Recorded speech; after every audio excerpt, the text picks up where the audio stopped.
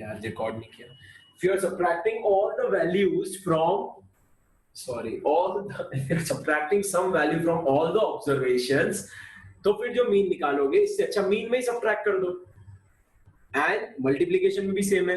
If you're multiplying all the observations with by क्या कर रहे हो Mike? On off. Why are you doing that? Disturb हो रहा है मुझे यहाँ पे. If you are multiplying all the observations with a certain number and then taking out mean, it will be equivalent that if you multiply the mean with that number. और ये चीज division में भी एप्लीकेबल है. I think अब तक आप सब चीजें समझ चुके हो. डिवीजन का समझाऊं या समझ गए? बोर नहीं करना है मुझे, इसलिए अगर आप सारे ऑब्जर्वेशंस को सेम नंबर से डिवाइड कर दो और फिर मीन निकालो तो that will be equal to पुराने मीन को उसी नंबर से डिवाइड कर दो. Is it clear to everyone all the properties? Yes, sir. Yes, sir. है ना, काफी बोरिंग हो गया है लेकिन इंपॉर्टेंट है, क्या कर सकते हैं. चलो अब कुछ questions. Question number 1, example number 1 तो आपका होमवर्क ही है क्योंकि वो बहुत सिंपल है, कुछ भी नहीं करना है. एग्जांपल नंबर 2 वो तो मैं आपको थोड़ा सा बता देता हूं. You have to take out mean of prime numbers between 20 and 50. तो 20 और 50 के बीच में प्राइम नंबर्स अभी हम लिखेंगे लेकिन उनका मीन आप खुद से बाद में निकालोगे. कौन से प्राइम नंबर्स हैं इनके बीच में? 23, 29, 31, 37, 41, 43, and 47. Correct. So these are the values. Now if you take out mean, you'll get your answer. That's it. वो आपको खुद से try करना है. These questions are important because your calculations will improve. जितने ज़्यादा calculations करोगे, faster होते जाएगा आपका calculation. Example number 3, I think it is there. Find the mean of first 5 even natural numbers. What are first 5 even natural numbers? 2, 4, 6, 8, 10. 2, 4, 6, 8, 10. Very good. अब इनका mean निकालना है. ये तो देख के भी बता सकते हो. See, अगर ये इक्वली डिस्ट्रीब्यूटेड वैल्यूज हो ना तो बीच वाले मीन आता है. अगर इक्वली जैसे ये 2 increase, so by looking at it you can say कि इसका मीन ही बीच वाली वैल्यू ही आएगी. ठीक है, ऐसा मत करना, कैलकुलेट कर लेना. Just calculate it. And इसी क्वेश्चन में सेकंड चीज दी है, find the deviations and add all the deviations. So if I find the deviations and add them, what will be the answer? 0. बहुत सिंपल चैप्टर है. 3 question हो गए. Question number 4, question number 4 आप खुद से कर सकते हो, सेम ही है थर्ड के जैसा. क्वेश्चन नंबर 5, हाँ क्वेश्चन नंबर 5 बहुत सिंपल है. There are few numbers given like 5, 6, 17, 8, 9, 15, 23, 18, 10 and 4. 14 I think so. 10 and 24. So these values are given. सबसे पहले आपको मीन निकालना है और फिर आपको बोला अगर सब में +3, पहले तो मीन निकालो. चलो जल्दी से मीन निकाल के बता दो. 135. बेटा मीन 135 नहीं है, सम 135 है. मैं कितनी बार समझाऊं आपको? Okay. आपने बोला, मेरे को लगा कि किसने. या सो 13.5.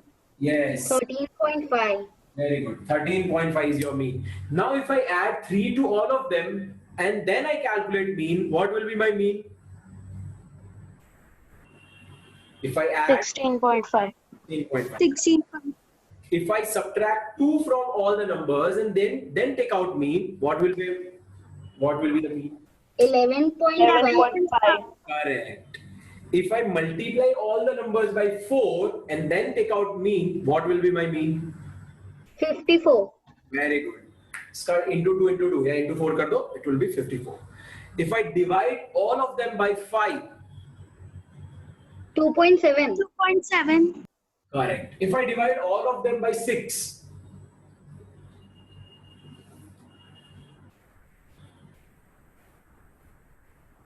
Calculate, karo, calculate.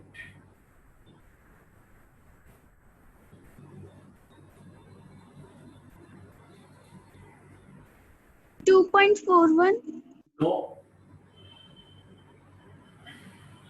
2.25. Yes, 2.25. अगर आप इसको 6 से डिवाइड करो तो 2.25. गुड. नाउ अब अगले टाइप का क्वेश्चन आया। फर्स्ट टाइप के मैंने आपको करवा दिए। अच्छा, टेक्स्ट एक्सरसाइज में से होमवर्क होगा 1 2 3, फोर्थ वाला करवाता हूं मैं। 1 2 3 होमवर्क है। Mean of all factors of 10। Factors of 10 कौन से होते हैं, वो कैसे मिलेंगे? 10 किसके टेबल में आता है? 1 10s are 10, 2 5s are 10। और कोई नंबर होता है जिसके टेबल में 10 आएगा? No. So they are factors of 10। What are factors of 10? So 1 2 5 and 10। अब क्वेश्चन बोला है इनका मीन निकालो।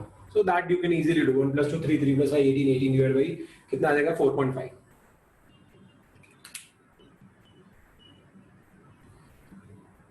Okay. One more question. What will be mean of x + 3, x + 5, x + 7, x + 9 and x + 11? What will be mean of these terms? So देखो, दो method है। First method is very simple, सबको plus कर दो और divide कर दो। 1 2 3 4। Sir कौन सा सम है? ये fifth, 19a fifth. x + 3 x x x x x 5x हो गए। 3 + 5 8, 8 + 7 15, 15 + 9 24, 24 + 11 35। अब इसमें से मीन कैसे निकलेगा? 5 कॉमन निकालते हैं। So the mean is x + 7। और अगर आपको प्रॉपर्टी यूज करनी होती तो हम यहाँ पे एक चीज देख सकते हैं, सब नंबर में क्या प्लस किया हुआ है? x x x x x, सब में x प्लस किया हुआ है। सो आप 3 5 7 9 11 का मीन निकालो और उस मीन में x प्लस कर दो। 3 5 7 9 11 का मीन 7 ही आएगा और उसमें फिर x प्लस कर दो तो भी आपको इस पूरे का मीन मिल जाएगा। बिकॉज यहाँ पे x is the same term which is added to all of them. You can directly add to the mean also. Is it clear? Yes, sir. Yes, sir. Okay. Now, question example number 7. नहीं, sorry. 6. Example 6 करेंगे. So in example 6, it's given that mean of around 1 2 3 4 5 values are there. 7 5 8 p and 11. 5 values है और इनका mean आपको बता दिया है 8. The mean is 8. You have to find the value for p. So what should we do? The formula is, mean की formula क्या है? Sum of all the observations upon number of observations. Mean कितना है? 8. Sum of all the observations क्या आएगा? 7 + 5 12, 12 + 8 20, 20 + 11 31. 31. Yes, 31 plus p. Upon number of observations are 5. 5 will go on the left side and it will be in multiplication with 8. 5 8s are 40 and 31 will go in subtraction. So what will be the 9. Yes, value for p is 9. Okay, so there is not there. So what you have to understand here, अगर आपके पास mean है और आपके values में से एक value missing है तो आप उसको फाइंड कर सकते हो। आपके ऑब्जर्वेशंस में से अगर एक पर्टिकुलर वैल्यू मिसिंग है बट आपको मीन मालूम है तो आप वो फाइंड कर सकते हो। आप यहाँ पे एक चीज और कर सकते हो, आप n को यहाँ परमानेंटली भी सेंड कर सकते हो। You can also use this as a formula. Is it clear? Yes, Yes. sir. Yes, sir. Next question.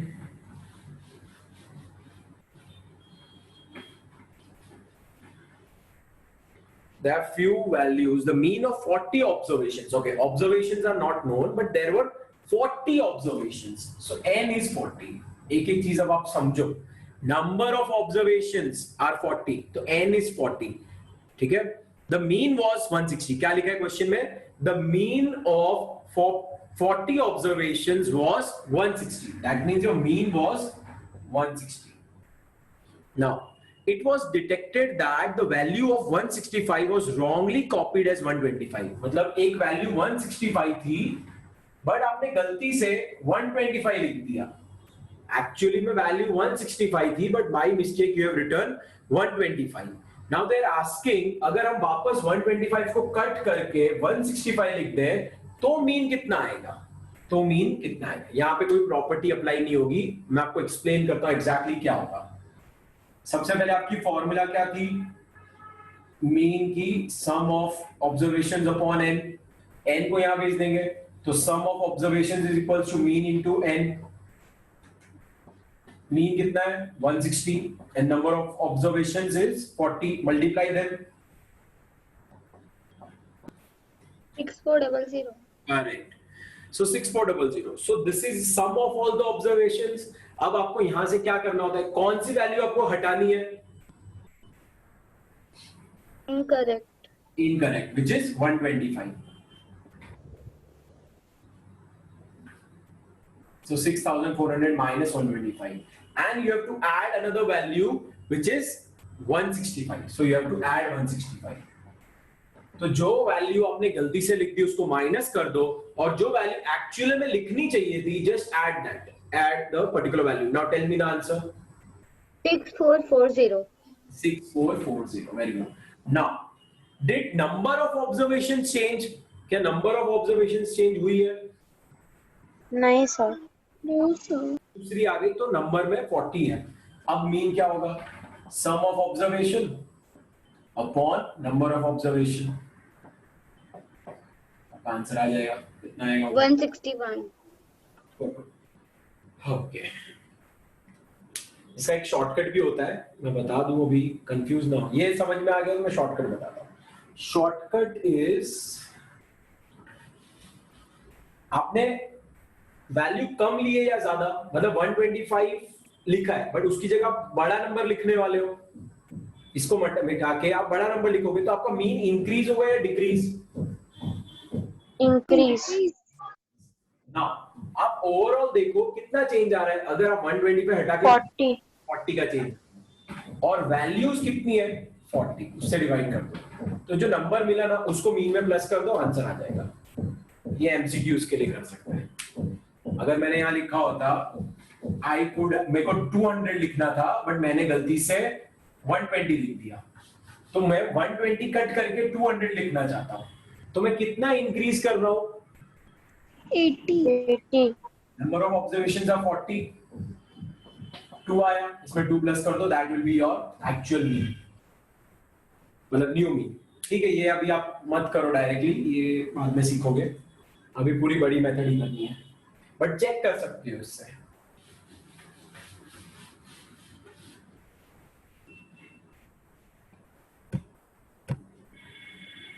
Everyone awake या सो गए? स्वप्निल, तनिष्का, रिप्लाई, महक. No, sir. Yes, sir. मैंने पूछा सो गए. क्रिश, आप रिप्लाई कर रहे हो? Yes. No, sir. No, sir. Okay. Karan, Karan, hello Karan, can you hear me? Next, the mean of 100 observations. The mean of 100 observations was found to be 30. Sir, कौन सा सम है? Level 8. If 2 observations were wrong, okay, 2 observation wrong थी, मतलब आपने 32 और 12 लिख लिया, ये wrong है. आपको एक्चुअली में लिखना क्या था? 23 और 11. सो फिर आपको बताना है कि न्यू मीन क्या होगा. वापस सेम ही है. What should you do? 30 sum of, ढूंढ लेंगे पहले 100, ये यहाँ जाएगा 300, तो ये आ गया सम. अब क्या करेंगे? सम में से जो रॉन्ग वैल्यूज है वो माइनस करेंगे. तो 3000 होगा ना? हाँ. जो रॉन्ग वैल्यूज है उसको माइनस करेंगे, और जो राइट वैल्यूज है उनको प्लस करेंगे. टेल मी कितना आएगा? 2990. 2990. हाँ, it may be. Let me check. So ये 12 है, इसमें 1 minus 1 minus 1 minus 1 minus 1. Yes. So what will be new mean?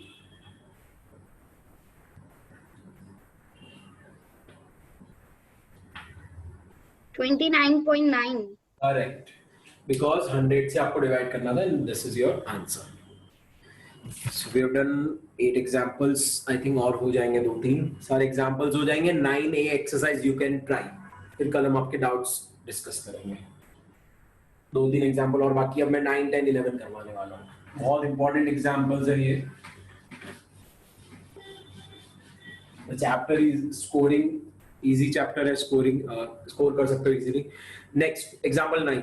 The mean monthly salary of 10 people, तो वापस यहाँ बोलेंगे नहीं, but you have to understand number of observation is 10 and mean monthly salary is 2890. That means उनकी mean है 2890.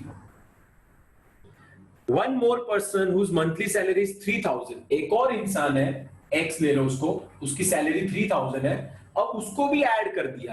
Now find out the mean of all 11 people. पहले इन 10 जन का एवरेज इतना था, अब आपको बोला एक और जन है जिसने 3000 सैलरी है, उसको भी ऐड कर दो, अब टोटल मीन निकालो. सो हमेशा इन क्वेश्चंस में आपको पहले सम पता होना चाहिए.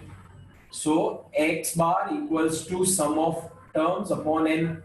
x बार मतलब आपका जो मीन है 2890, sum of all the observations and n कितना है 10. 10 इधर आएगा 28900, ये हो गया आपका सम ऑफ ऑब्जर्वेशंस. ये ओल्ड है. अब न्यू वाले में क्या हुआ है, ये एक और इंसान को ऐड करना है, तो सम ऑफ ऑब्जर्वेशंस कितनी हो जाएगी 28900 प्लस 3000. न्यू वाले केस में क्या होगा, एक इंसान है जिसकी सैलरी 3000 है, वो भी ऐड हो गया. So now your sum of observations will be 31900. And what will be your mean, किससे डिवाइड करेंगे, यहाँ पे डिवाइड 11. yes 11 से. yes 11 से, because 10 people were already there. Now you have added a person, you have added one more person, so number of persons and number of observations has also increased, and if you divide them your answer comes out to be 2900. okay, very good, 2900. So now that will be your mean. Is it clear to everyone? Yes, sir. Yes, sir. Yes, sir. Now, 10th example number 10. Mean of 15 observation is 200. Again, your number of observation is 15 and the mean is 200. What they were asking, if one of the observation is excluded, which was 198. मतलब आपने एक observation को हटा दिया है और उसकी value 198 थी. So what we will do, वापस सेम है, बस इसको प्लस किया था, उसकी जगह माइनस करना होगा इस बार. x bar equals to sum of observations upon n. Sum bar, this is 200. Sum of observations is unknown, not known, and number of observations is 15. यहाँ multiply होगा. Sum of observations will come out to be 3000.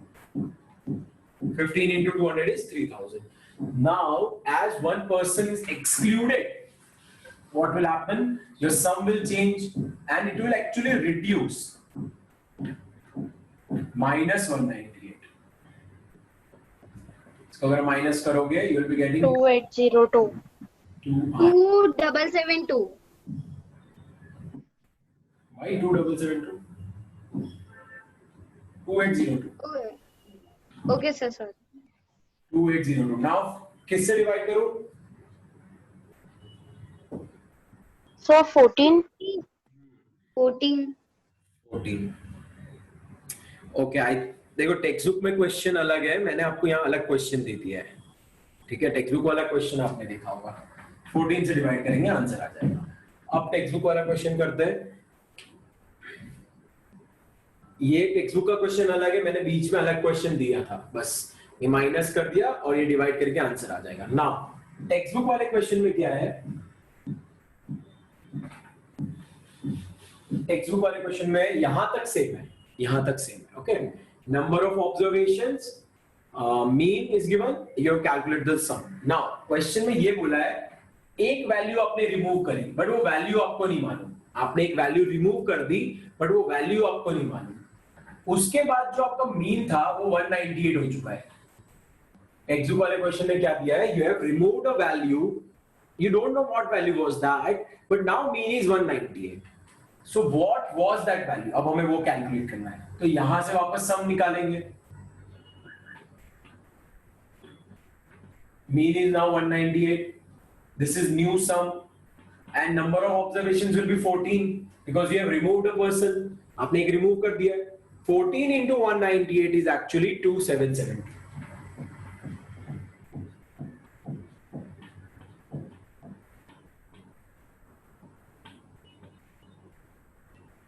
Now, बिना उस value के, I mean with that value, the sum was this. And if you remove this value, this is the sum. So ये value कितनी होगी?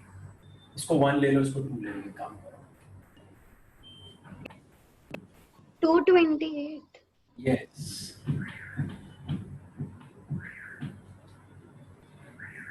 Without this particular value, the sum is only 2772. And with that value, it was 3000. So if you minus them, you will get कि वो value कितनी थी?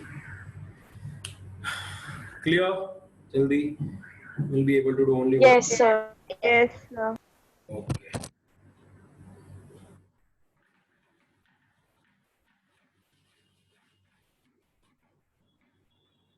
Last question. Out of 25, मैं आज आपको पूरी एक्सरसाइज में से 1, 2, 3 मैंने होमवर्क दे दिया, 4 और 5 करवा दिया है. Then question number 7 is homework. Question number 8 is homework. Question number 9 is homework. Question number 10 is homework. Question number 11 is your homework. जो एकदम इजी है आज मैंने करवाया वही मैं आपको होमवर्क दे रहा हूँ. चलो एग्जाम्पल 10 भी हम कल करेंगे क्योंकि अभी एकदम से बीच में एंड हो जाएगा. Then okay, ये आपके होमवर्क है. थोड़ा सा कल मीन करके then we'll start with William. 2 more classes, then this chapter will be more. Okay, chalo, we'll meet tomorrow. Bye. Bye, Bye, sir. sir. Bye.